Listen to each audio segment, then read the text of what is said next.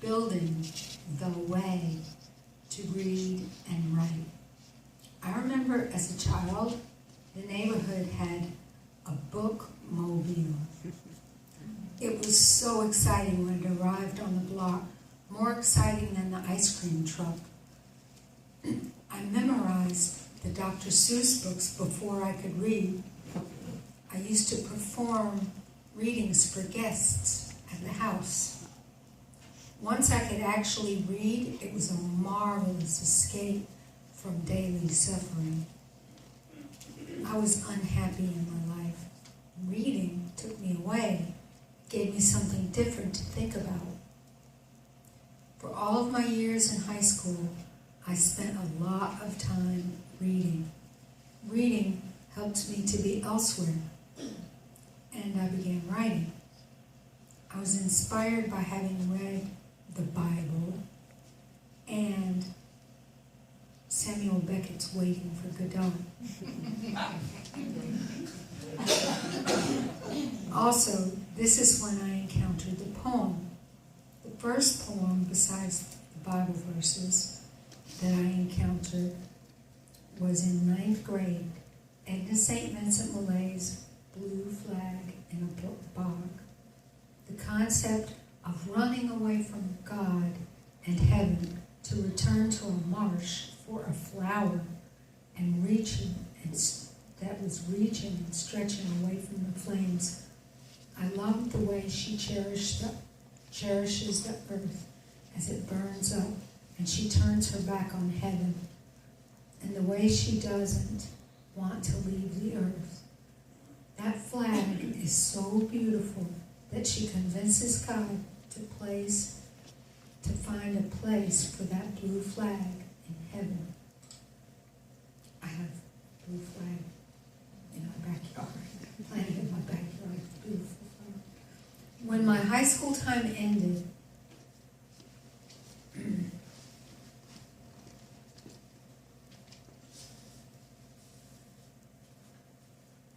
I was excited to be accepted into Bard College.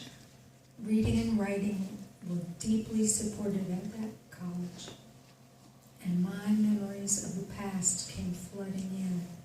I was raging with anger over the events of my youth, and music became a powerful force in my emotional development, helping me to deal and grow beyond my anger. Eventually, facing and expressing my anger to a world of trees and streams, I grew to forgiveness. Forgiveness cannot be forced. It is nurtured in you, like attracting a bluebird into the yard. You must install a window over the kitchen sink, and you plant a rose of Sharon bush outside, and you water that bush, and you nurse it. You build and install a bluebird box, and you stare at it as you wash the dishes. And one day, you'll be looking out of that window, and the bluebird will come to the box and lay eggs. And this is the way that forgiveness comes into your heart. You prepare a space in your heart, a comfortable, safe space for the heart to give birth to forgiveness. Oh, baby, baby, it's a wild world, and I will always remember you like a child.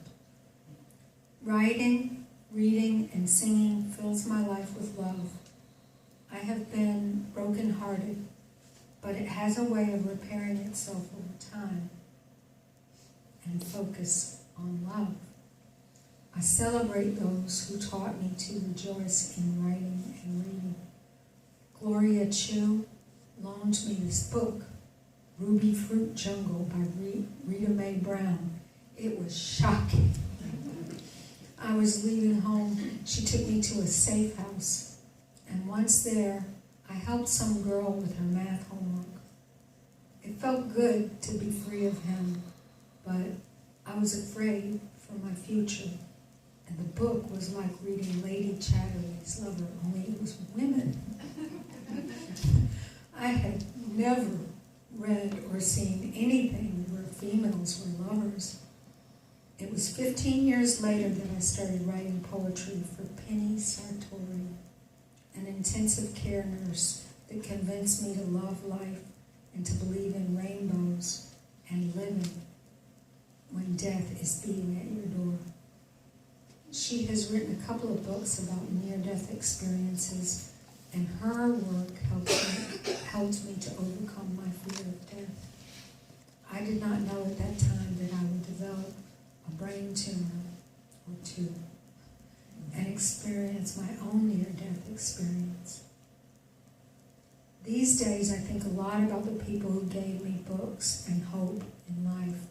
I think more about teachers and about the past. I no longer contemplate suicide. I remember Karen Blades, who drove me out to see Flannery O'Connor's peacocks.